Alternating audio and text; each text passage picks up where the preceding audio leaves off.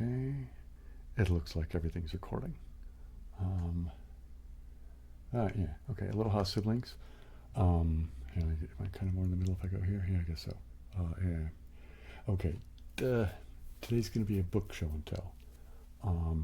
So some basics just before I get into it.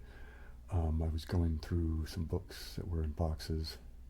Just a couple of boxes. I don't know where the rest of them are, but it's whatever. It's several of my books.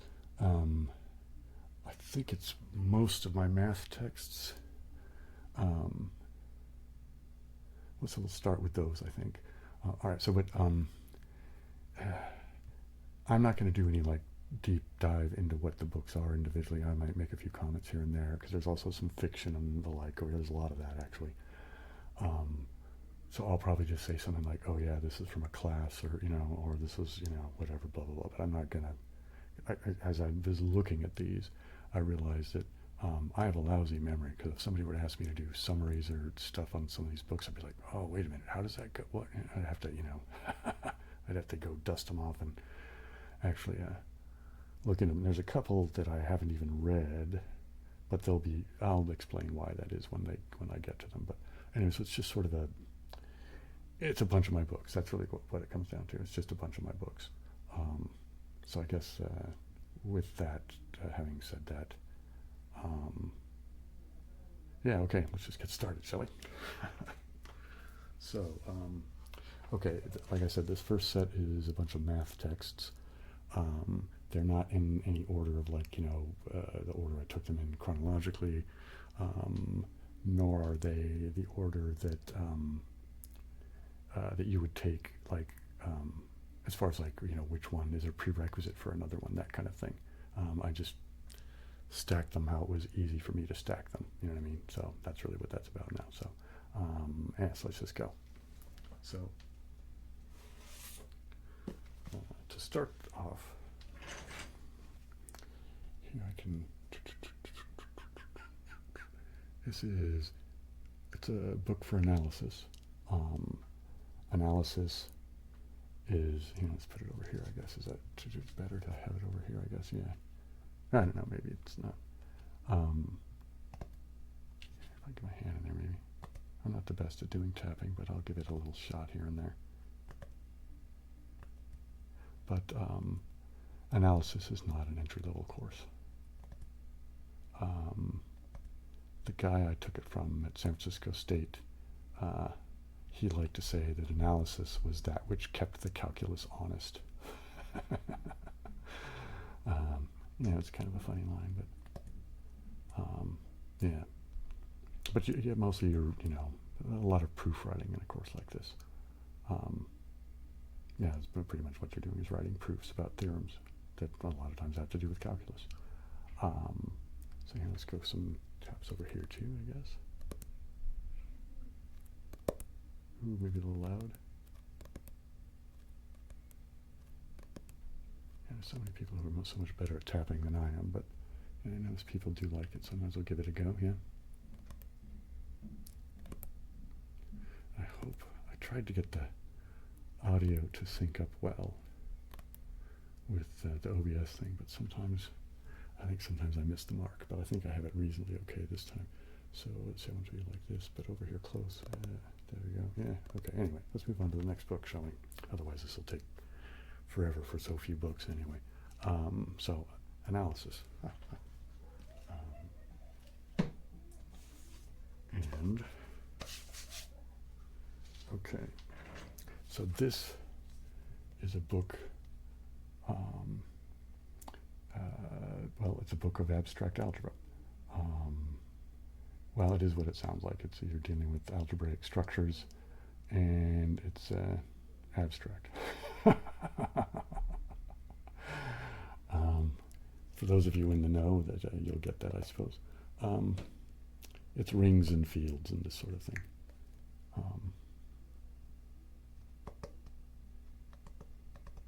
Let's put this over here and do a little bit of tapping over here. Yeah. Okay.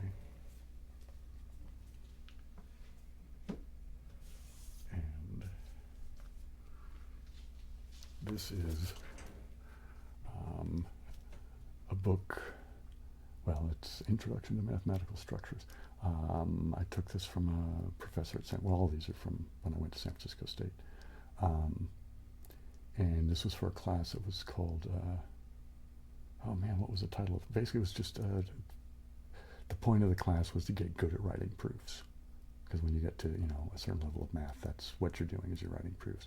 So we spent a lot of time where she would just talk about structures, and we would learn to write proofs about theorems applying to these structures. And she was the one that said the cool thing, at least I found it cool, is that mathematics is the art of knowing the knowable, which is a pretty grand claim, but it appeals to me nonetheless. So.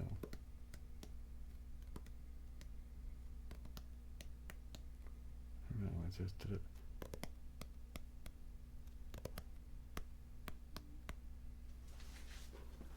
I don't know. Is anybody interested in page flipping? I'll give that a go real quick too.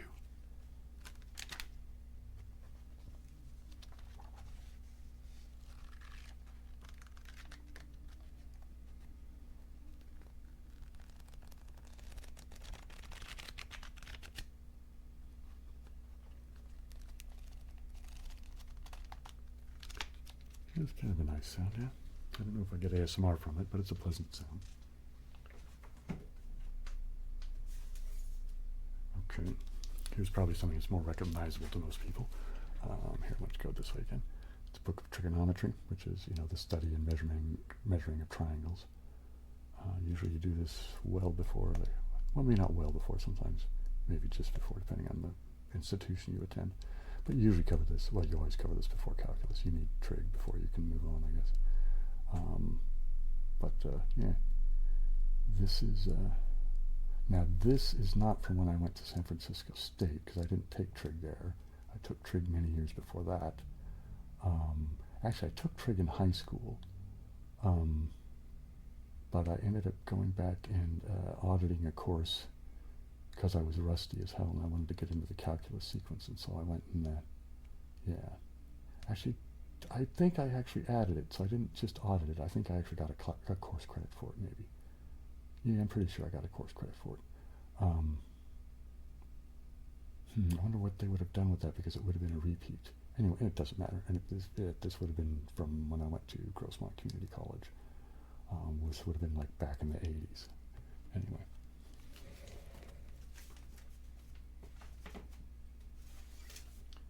Okay, we're getting into a paperback here. This is again from when I went to San Francisco State. Most of these are going to be that, but this is, I took a course in the history of math, just because I had spare units one semester. I mean, I had space for spare units, and it appealed to me, so I took it. So it was just sort of an extra elective sort of thing to add on. I took more units than I needed to, but again, I mean, I was never really into it for, well, I think I've mentioned this before. I don't actually have the degree. I did all the coursework, and then I screwed up my application, and then I went and took care of the screw up, but I never reapplied, actually. But the degree wasn't my motivation. I wanted the education. Anyway, so this is for the history of math class.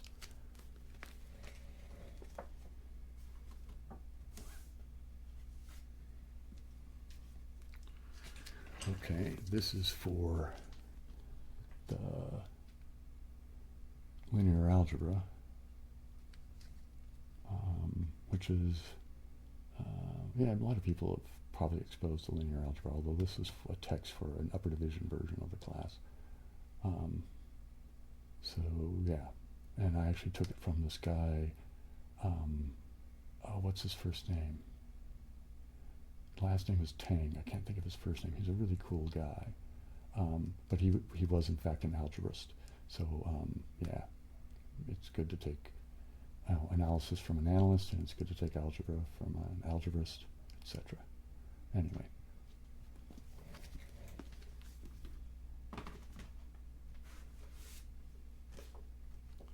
Okay, let's do this. Yeah, here we go.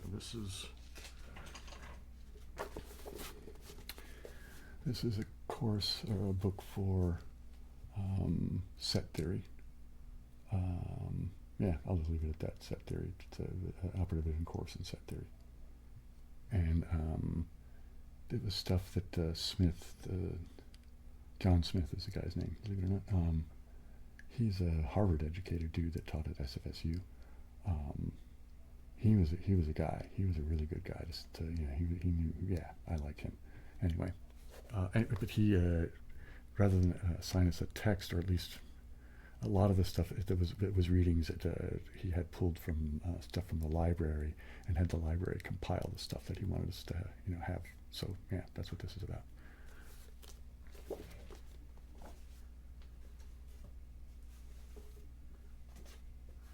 Now, this is from the same guy, but this would have been for an abstract algebra course that I ended up not actually taking from him because it was there was a conflict, so I couldn't, whatever. Nonetheless, though, when I was thinking I was going to try to get that course, I went ahead and bought the book anyway, just because of who he is and whatever. So I bought the book and kept it, even though I didn't take his class, just because there's value in that anyway. So.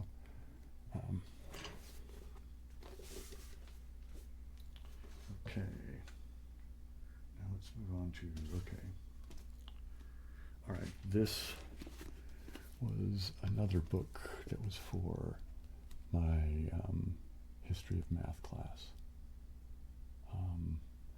Oh, by the way, the lady I took that mathematical structures proofwriting course is the same woman who taught the history of math course. She's a brilliant, brilliant person. Anyway, let's do a little tapping on this one, maybe. Maybe over here too, a little bit, yeah.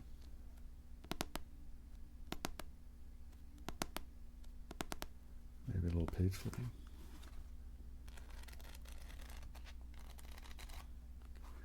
It seems like the page flipping. I wonder how that works. The meters are showing it fairly. Seems to cut across to both mics pretty easily. Anyway, there you go.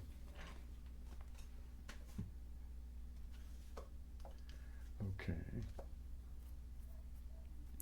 So this was a text that was for John Smith's set theory class, because he thought that there was value in this, and this is a guy, Alfred Tarski, who's actually a guy, if you're a set theory person, and that kind of thing, he's a guy, you know what I mean? Anyway, so we used this for part of what Smith was going over with us. And this was also one of the texts we use again in set theory. It was an amazing, powerful class. It was difficult. It was like, I think it was singularly the most difficult math class I took, just because, well, you're starting to get into, well, you're getting into like how and why of things in a pretty deep level in some ways. And he really attempted to challenge us. That was his idea. It was, well, this is an upper division. It was a 455, I think was its number. And anything with a 4 in front of it at San Francisco State at that time was, you could take it as an undergrad, but it was also suitable to use as a grad level elective. Anyway, so it was not an easy course. And he particularly wanted to challenge us. And okay, there's bangs from upstairs. Hopefully that's not too annoying. Anyway. It was a hard class, but it was a really, I'm glad I took it.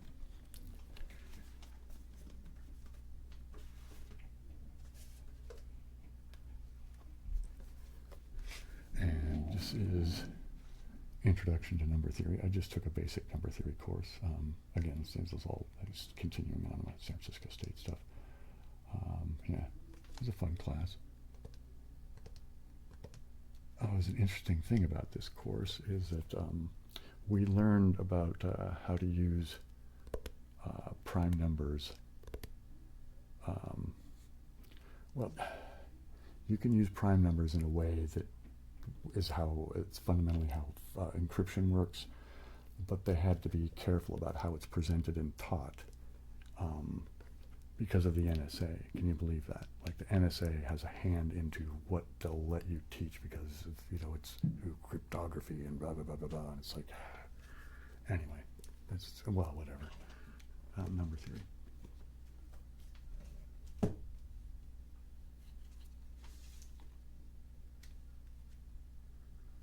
Okay. I don't know why I have this one, abstract algebra. I don't remember using this text, so maybe I didn't use this at San Francisco State. I only took abstract algebra once. I didn't end up taking it with Smith. I ended up maybe this was along with that text with, I can't remember. Anyway, it's an abstract algebra text with a nice little picture on the front of it.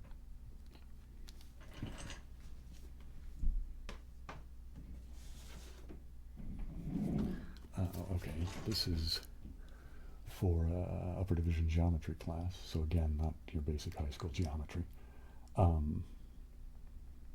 And again, this is at San Francisco State. It was a really, really good class. Really, really good class. I really enjoyed it. Yeah, and it ended up being part of my, because you're supposed to do a focus when you do your math degree, right? Like, are you going to do applied math kind of stuff, whatever. So anyway, my thing was axiomatic systems. That's what I just, anyway, so the geometry thing and set theory thing were very big part of, like, that whole thing. Yeah, so geometry. Right.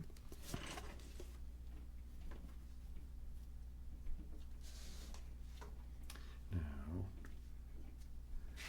this is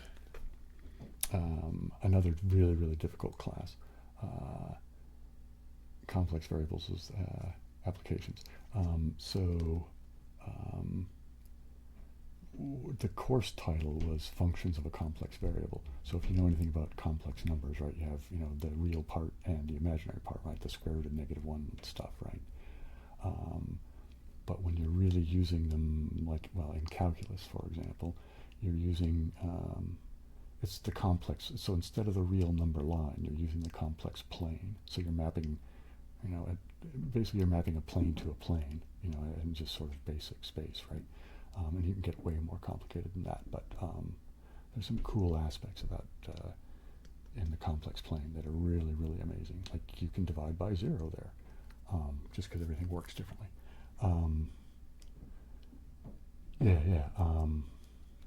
Again, but it was a really, really difficult class. Rewarding, but difficult.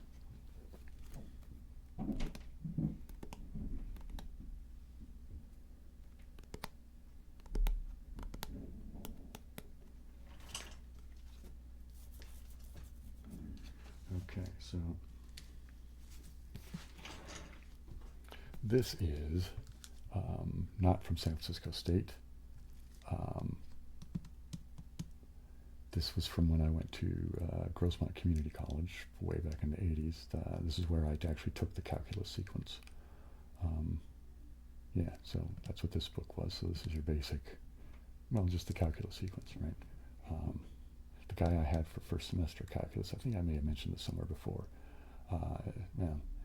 sort of a sexist remark, but nonetheless amusing to me, is that like the first day in his introductory lecture, as he's explaining how his syllabus and all of that, somewhere in there, I don't remember exactly how, early on in his little speech at the beginning, was that calculus was the thing that separated the men from the boys. Oh man. Okay, here's another calculus text I have that, because the guy I took analysis from referenced it, because, like he said that the analysis was keeping the calculus honest, right? So, as well as other materials, we used this, it's kind of a weird sort of, well, I guess just a reference to use to, kind of guide the scope of the course and to have problems to look at, to take apart and then write proofs about and that kind of thing. Anyway, it's worth having, I like math, so yeah, there you go.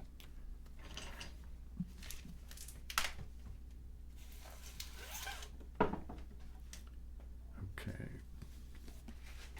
so this is a physics text. I decided to take an elective in physics at San Francisco State.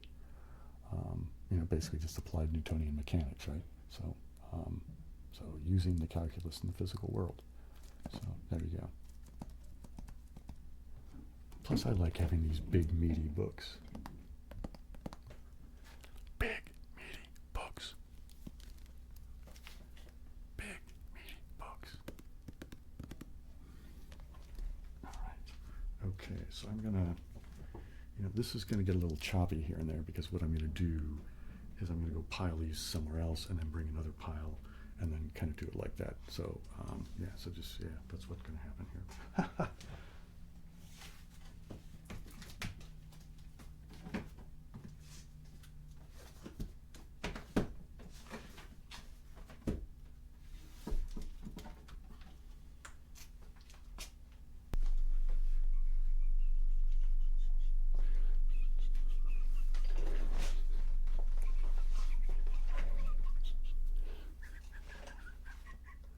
Okay, so, all right, these next books, I'll probably go a little bit faster through because most of these next little batch are at least kind of math, sciencey related, but they're not any, some of them are suitable to be texts, I think, maybe.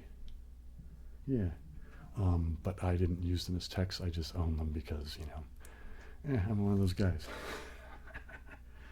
Okay, like this. This is another linear algebra text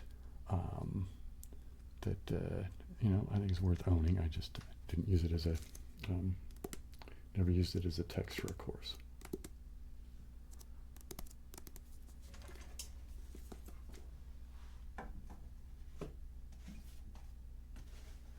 Okay. Here's a couple of paperbacks that are similar. Here, let's get them both in there, shall we? So, more algebra stuff.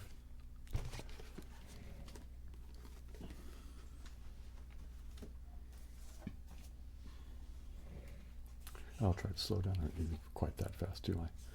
All right, so this. Oopsie daisy. Is it going to focus on that okay? It's just called mathematical induction, which is, yeah, that's what it is,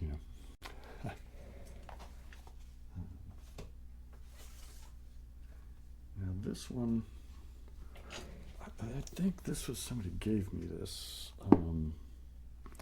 So yeah, that's what that, so this is one that I'm, pretty unfamiliar with the contents of, but I own it nonetheless.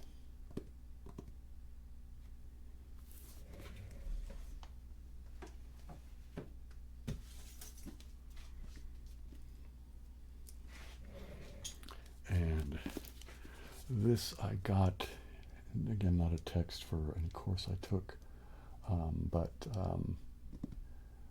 I didn't take a lot of applied classes, you know what I mean? So I tried to get a hold of some stuff that would kind of, even though I didn't take coursework in it, it would be good to, have books around and references and sort of get my head into it now and again, yeah.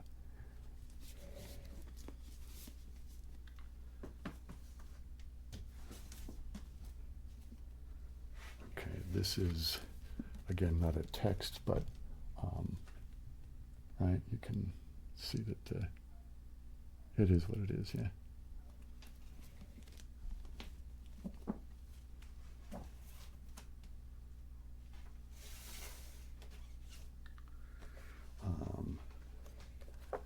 This is a gift from a friend of mine.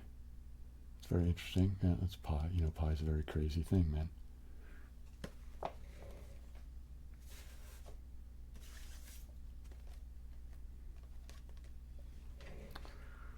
Okay.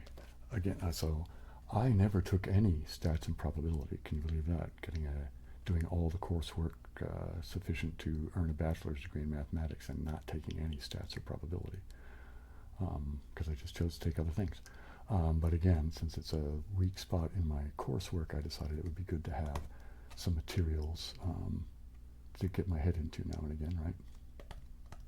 And the truth is I don't really do much with this stuff anymore, frankly. I've kind of gotten lazy.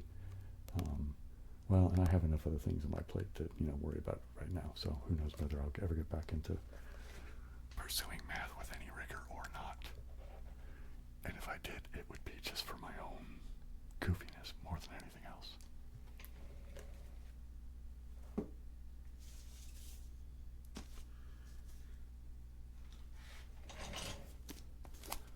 So this is a book I read a long time ago. Anyway, so there you go. As I remember, the title pretty much tells you what it's about. How, well, you can, like lots of things, you can misuse things, right?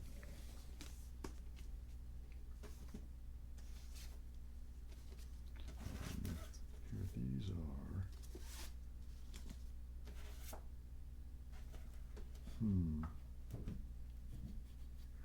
Okay, here's some. These are sort of, let's get them back over here, I guess, fuzzy logic stuff. So, yeah, computer and math type stuff.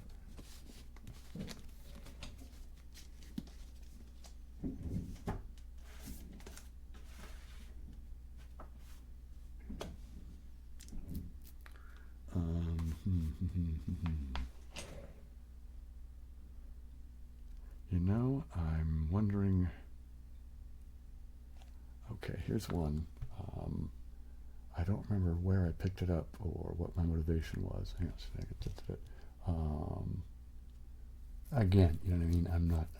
I'm weak when it comes to, or at least I perceive myself as weak when it comes to applied type stuff.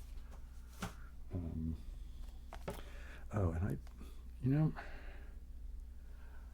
okay, I can't remember any of the scandals that would be in here.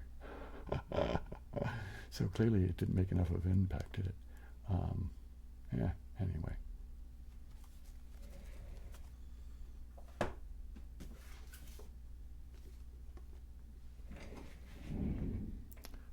Again, to do with the fact that I never took any stats, so I got this. I guess somebody had recommended it. So there you go, yeah, statistics book.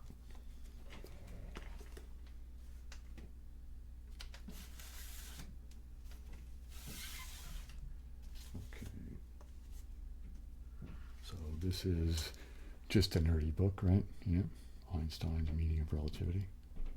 This isn't like anybody could read this. You don't need to be all that well versed in physics or math or anything like that. You know what I mean? You just have to be, smart enough to be curious about it, right? Anyway.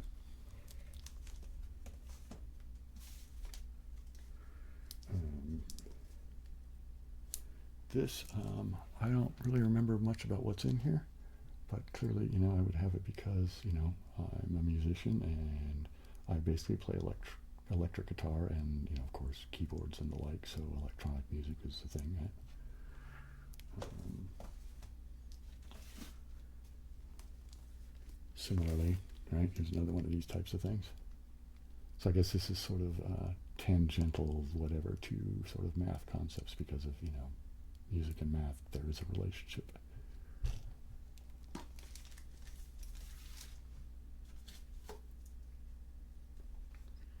And here's this one, which is, many of you may know about this because he was quite a famous guy.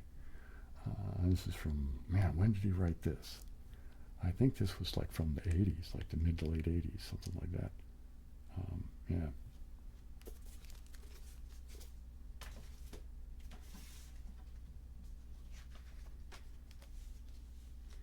So this was a present, but it's a kind of a cool thing, right? It kind of is what it says it is. So there's a TV show, PBS thing. Yeah, anyway, dig it. It's cool. Science is groovy, man.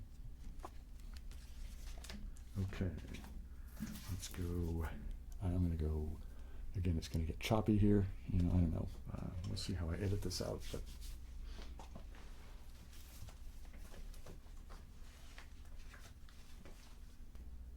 so we're back into the realm of textbooks for a minute, but not math texts. And then there's some other books that are here that I just find interesting that are worth showing you.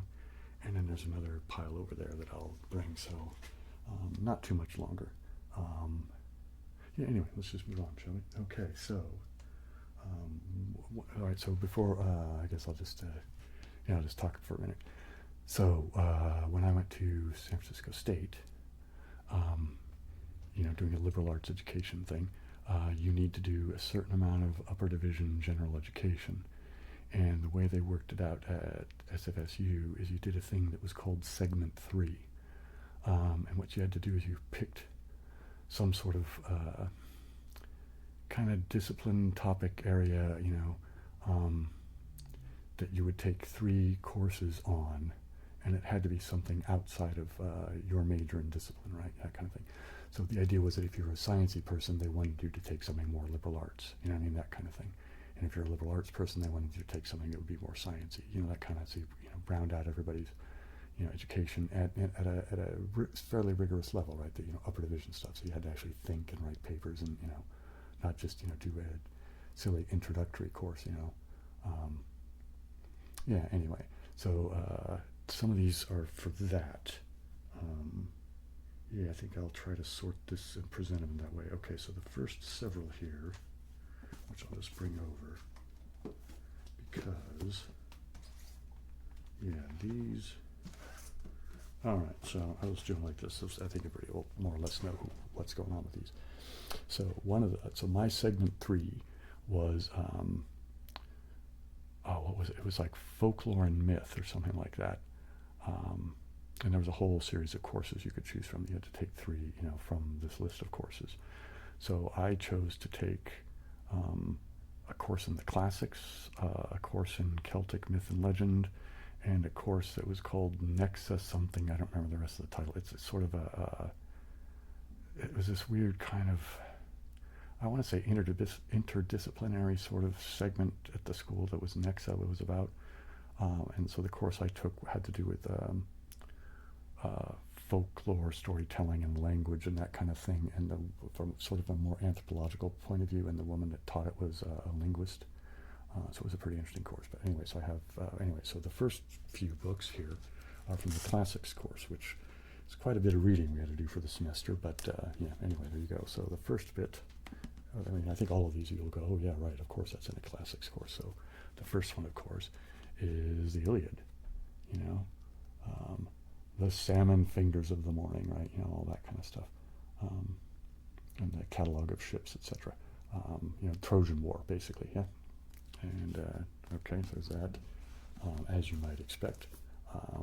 Then we also did the Odyssey, because that's, Odysseus, coming back home after the war, trying to return to Ithaca after Troy. 10 years of war and then 10 years on the way home, right? And then, of course, going away from the Greek stuff into the Latin stuff, right? This is the Aeneid, Okay. And I think a lot of people will know this because it's a very exciting story. At least I like it. And there's even some cool, there's one old film version from the late 50s, early 60s or something. That's one of those stop motion. At least I think it's like from the 60s. I'm not sure. But Jason and the Argonauts, basically, is the movie. But Jason and the Golden Fleece, yeah, so another one of those things, yeah. So this is Greek stuff again. And then there's this here, to do Sophocles stuff. Right, so, yeah, so we did quite a bit of reading. And there's also stuff that weren't in books, but were in things that we could check out at the library that were just weird little articles that were more academic stuff than source material, you know what I mean? It's like things about these things. Anyway, and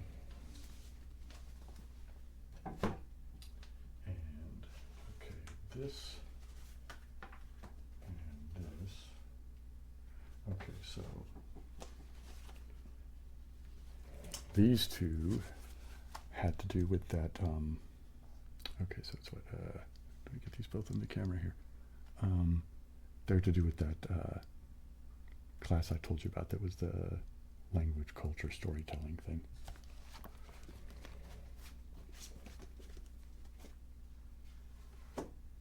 oh, this was kind of an oddball. So one semester, I couldn't get enough courses in my major. And I was done with general ed, right? So at some point when you're doing a math degree, you're basically just taking math classes, except for I couldn't get the classes that I wanted / needed, but I needed to take a certain number of units because of the agreement I had for my financial aid. And so I took this course that was on the history of San Francisco, because I lived in San Francisco while I was going there. Well, part of the time I lived there, part of the time I lived on the East Bay too, which was a horrible commute, but you do what you have to do. Anyway, so I took this course. It was really, really interesting. It was just on the history of San Francisco, going all the way back to the before the white boys got here. But anyway, this was the only thing that was a text that we really had to have. Most of the stuff was just, library stuff and films, and the guy gave us a lecture. It was an easy class, It was one of those classes that most people took to, because you needed units, but he was a really fun guy. And he taught more serious classes, but this one was really more of a relaxed, learn some stuff and be groovy about it, That's kind of the whole thing about this. But anyway, it's a really interesting thing. Anyway, so it's like, the whole, from Satori to Silicon Valley, right? So from basically the 60s, kind of a beat thing that, and then going through the hippies and then on into, Silicon Valley, yeah.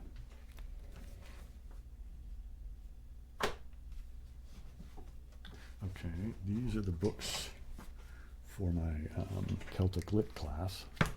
So, which you might imagine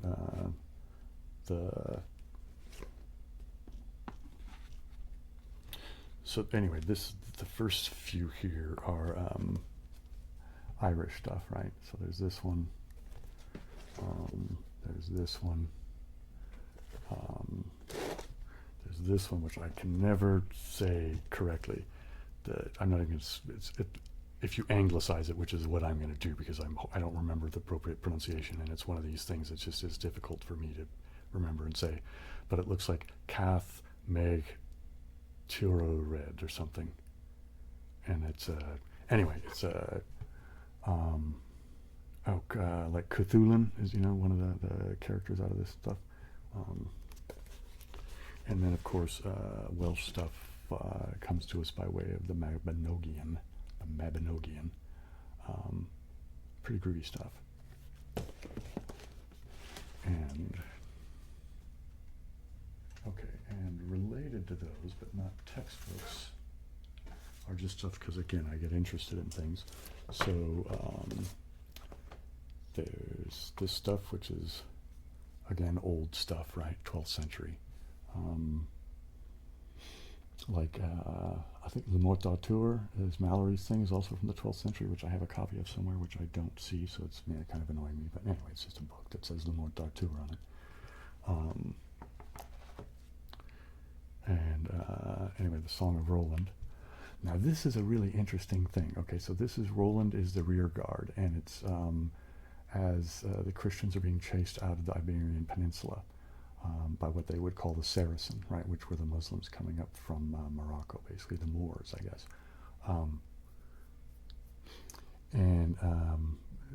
Anyway, so it's this long poem thing, but the crazy thing about it, or one of the things that struck me in it as I was reading this thing, is there's this section where he's talking about all of the various people who are involved in the campaign, and there's this whole thing where they talk about who's there with what army from where and this kind of thing, and it is like a cut and paste but change the names kind of thing of the catalog of ships out of the Iliad. It's so funny how they would just completely copy a form back in those days, you know what I mean? It's just crazy how, well, whatever, I guess you have to read it yourself to see what I'm talking about, but it's a really interesting thing. And much later, but a thing that appeals to me a great deal is Tennyson's Idols of the King, right? Or Ideals, or whatever I don't remember how to freaking pronounce things ever, but Idols of the King, I guess, is the thing. But it's, kind of an Arthurian sort of thing. Yeah. Okay, now the rest of this, I think, is just fiction. And then there's a few other things over there that aren't necessarily fiction, but anyway, okay. Yeah, okay, so I don't think anybody will be surprised that I own this. You know, I'm not going to advocate, you know, any kind of drug use because people need to make up their own minds, but I kind of know what that's about, you know what I'm saying? Firsthand, as it were. So there's that. I mean, not that I was there, you know, for anything to do with how this book was written or anything like that, but hopefully you understand what I mean anyway. Let's put this off. Let's put the, okay, so there's this. So this is one of those ones that's like, if you were to ask me, I would embarrass myself by not remembering very well. So we'll just leave that alone, shall we?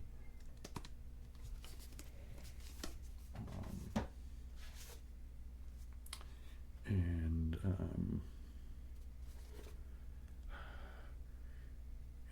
this is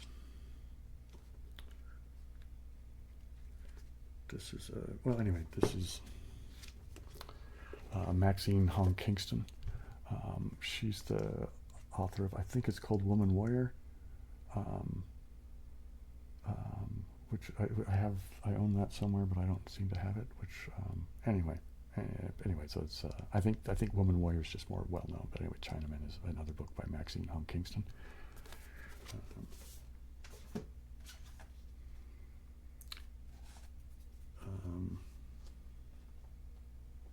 Here's a thing about myths by Isaac Asimov. Right? He's a pretty smart guy, mostly known for sci-fi and all of that, but he's actually, you know, was properly educated in science and the like. Yeah. Okay, there's this. Right. And there's this one here, which is, you know, the guy that wrote 20,000 Leagues Under the Sea, right? This is one that, when I bought it, it was I think it was a big deal, if I remember properly, that it was, it hadn't been previously published or whatever, right? You know what I mean? So, yeah, pretty groovy. Okay, we'll put that one with that. Here's one which I own, and I think I've not read this. I think this one isn't not like I just don't remember. I think this is one that I actually have not read yet. Maybe if I start reading it, I'll change my mind. But anyway, so there's that. It's been in a box for a long time, so who knows? Maybe I've forgotten it. Maybe I've never read it. I think I've never read it.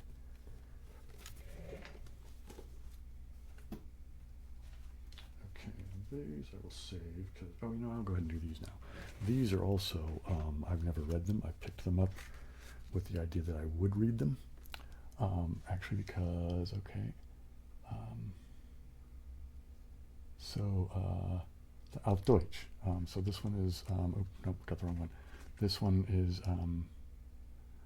Goethe in German, right? So my idea was to, you know, read it. Yeah, you know what I mean? Because I took a lot of German. You'd think I'd remember at least something. And I'm not sure what got me interested to have this one or read it, whatever, other than I think it was at the same used bookstore that I found the Goethe thing. And it was just like, hey, 2 little cheap books in German. Maybe I should read them. And maybe I'll do that as a kleine Wanderung Geschichten, right?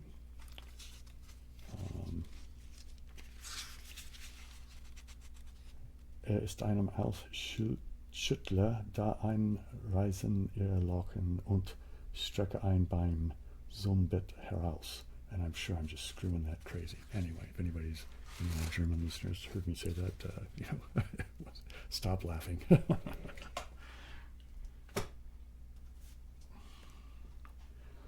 Of course, Romeo and Juliet. I actually have a bunch of Shakespeare because Shakespeare's just groovy, right? You know, I mean, there's some people that's like Shakespeare, Rumi. I mean, there's some people that you just go, yeah, people should read that, you know. Okay, now I'm realizing that my Rumi stuff is not here either. No, this a girl I used to date gave me this, and it was quite enjoyable. Yeah, it's pretty groovy. Yeah. And this was another gift from a friend way back when. And yeah, there you go. This is another one of those ones. I'm not going to tell you anything about it because I will embarrass myself by screwing up details, etc. So we'll just say Bill's an idiot, right? Okay. Oops. Let's throw in a little bit of whisper about that. Okay, Bill might be an idiot, you know what I mean? It's absolutely possible that, yeah, I just don't know what the hell I'm talking about.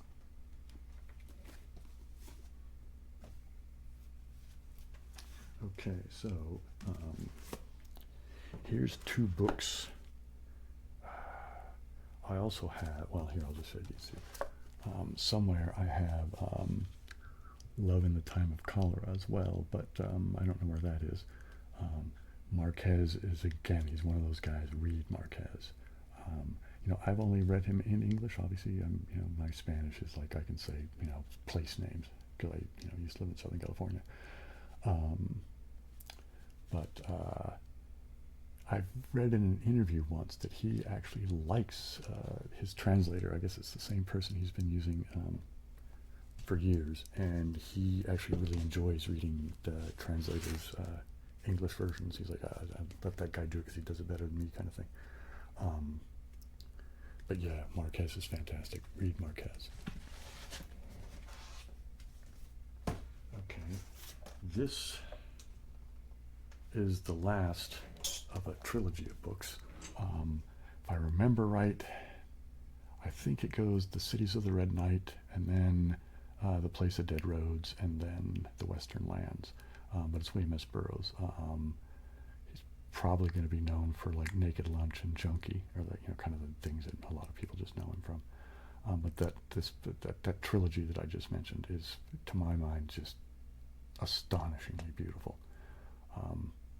A lot of people get put off because there's violence, there's sex, there's all kinds of craziness, and he does play with, like, if you're not used to it, he can mess with your head because time and space become very, very different in his world. Yeah, but astonishingly beautiful. Now this has had a huge impact on me and my own creative efforts and what I do. This is William S. Burroughs and Brian Geisen, who is a poet sort of guy back in the 60s. I think that he also did a lot of photography. Anyway, this is not only just sort of an interesting book about whatever, the third mind.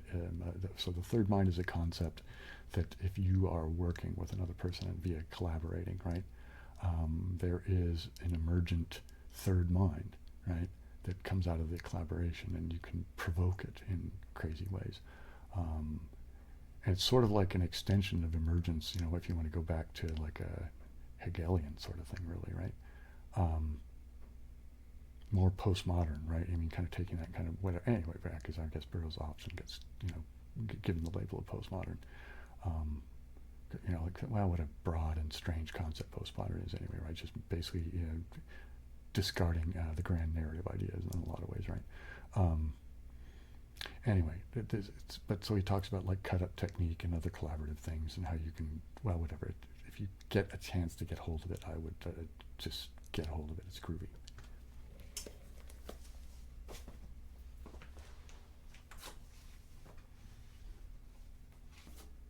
This order.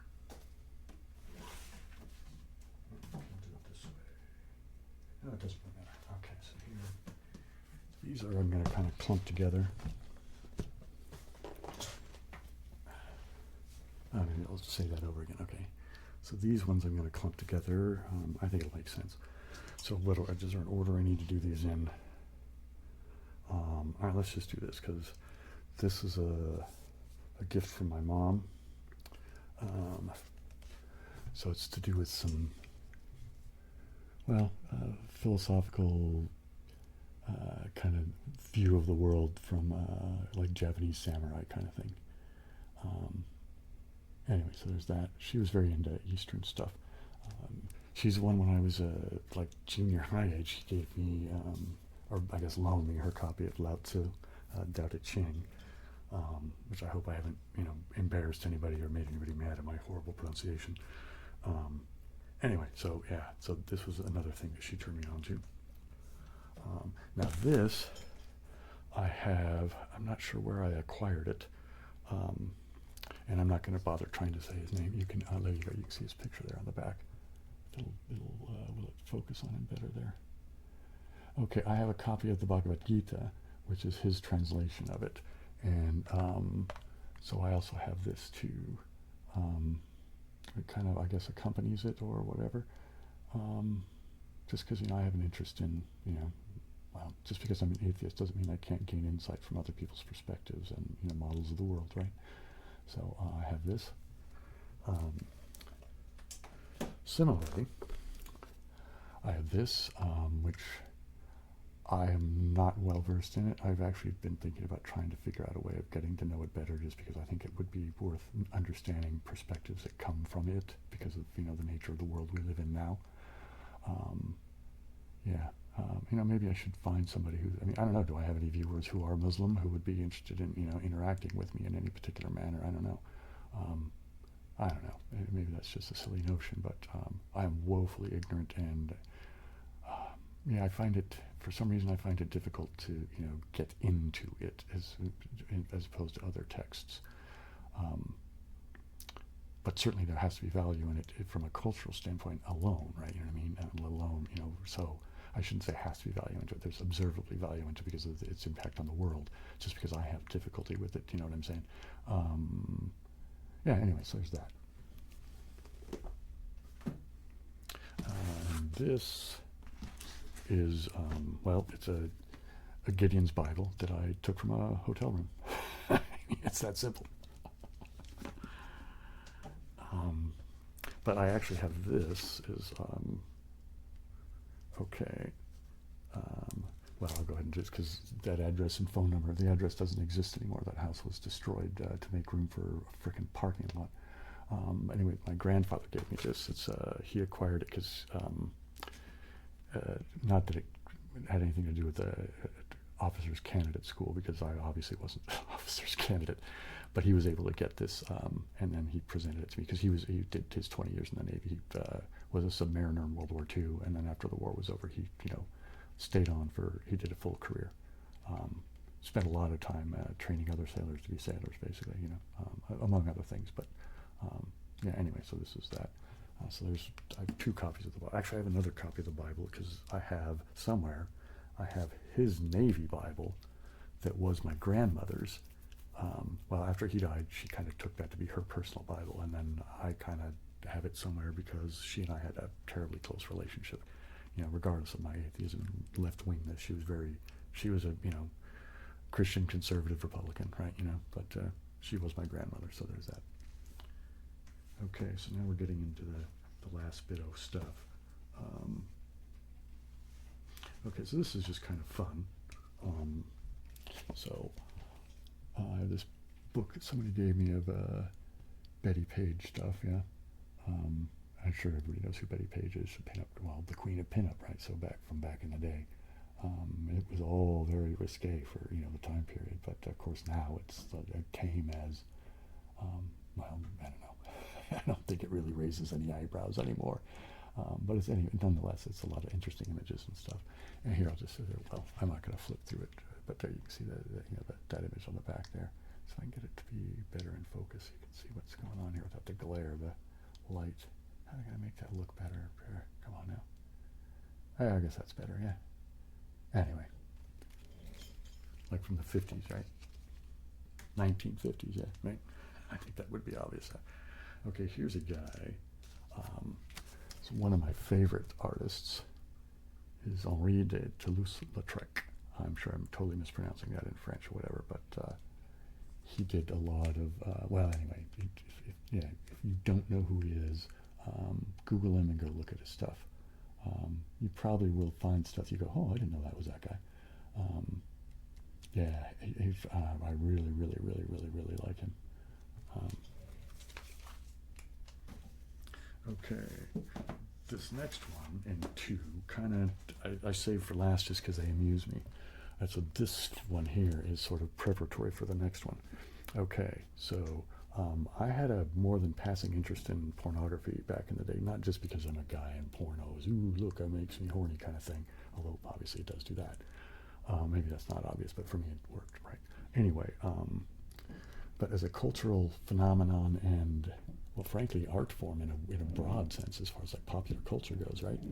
It certainly impacts the world. I mean, there's a lot of people who go, oh, porn, how disgusting it is, but then how come they make so much money in porn, right? You know what I mean? It's like, porn is, oh, it's horrible, but why are porn sites some of the most visited sites on the web, right? You know, something's going on here. Anyway, so this was Attorney General Meese, who was a Reagan guy.